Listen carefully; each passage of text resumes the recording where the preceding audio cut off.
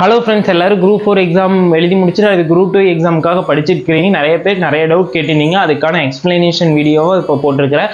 2A ரெண்டுக்குமே prelims வந்து same syllabus, same question தான். இதுலேருந்து தான் உங்களுக்கு மெயின்ஸ் எடுத்துக்கு போடுவாங்க 1:10 ரேஷியோவில். ப்ரிலிம்ஸ்க்கு என்னென்ன சிலபஸ்னால் general Tamil or general English, நீங்களே எது வேணால் சூஸ் பண்ணிக்கலாம்.